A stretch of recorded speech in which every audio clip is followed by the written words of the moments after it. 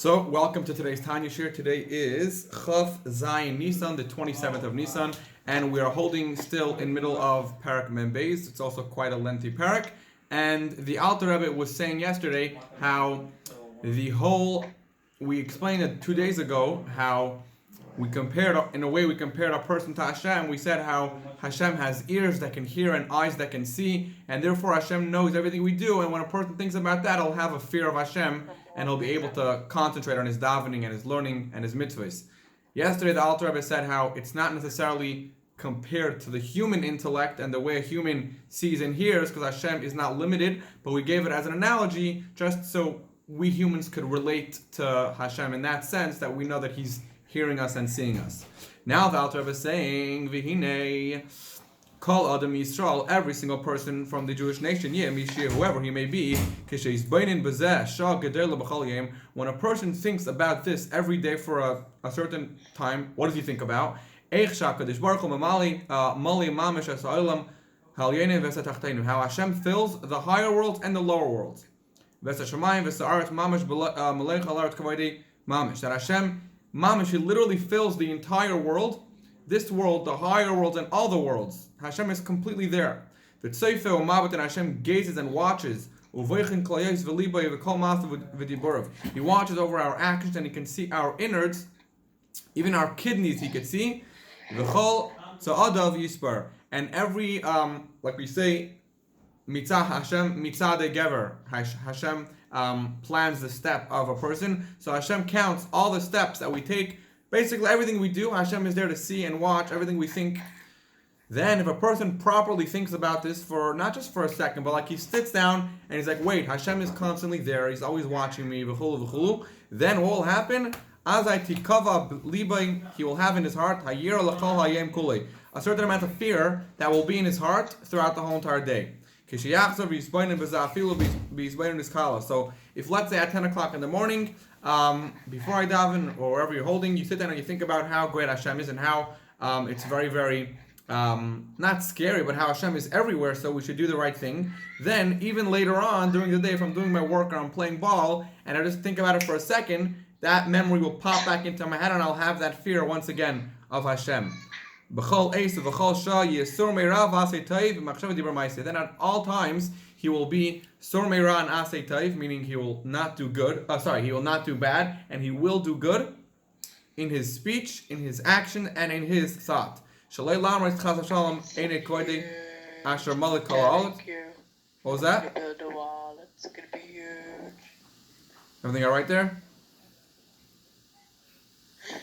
We have Mr. Trump on the screen. Yes. So he does not want to go against Hashem, chas v'shalom, which Hashem is the one who fills all the worlds. Therefore, this person will do the right thing. And like we said a few days ago, Rabbi Yochanan ben Zakkai, I don't think we had a share on this. Avi, 1 second. We're almost finished.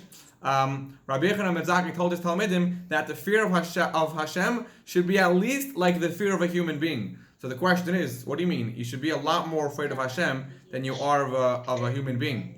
So the answer is that you should be at least, meaning just like when a person is physically in front of you, you won't do an avera, or you won't steal, or you won't say something not necessarily that's wrong, right? So therefore, you should have at least that fear all the time, knowing that Hashem is standing there, like a person who's physically standing there.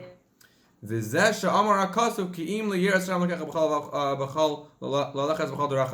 what it says, that it says, what does Hashem ask from you? All He asks from you is to fear Him. And to fear Him is only a small thing. So what does it mean that fearing Him is a small thing? We're going to explain now.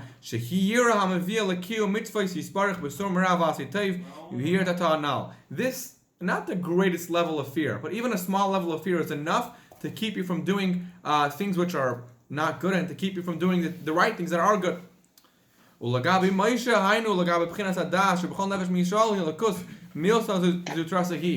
back to what we said about this level of fear, we said, how could it be that it's a small level of fear? Fear is a hard thing to awaken. To have a fear about something just by thinking about it is something hard.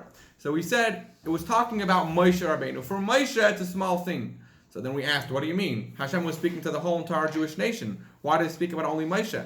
So So we say, it's referring to the Moshe within us, the B'chinas HaDas, the level of Das, knowledge within us. When we use our Das to think about how great Hashem is, even for a few minutes, and you think how Hashem is constantly there, He's in your house, in your living room, in your kitchen, in your yeshiva, in the park, Hashem is everywhere. Then you will come to that level of fear, and you will be sormera, you will stay away from bad, and you will do asay tov, you will do good deeds.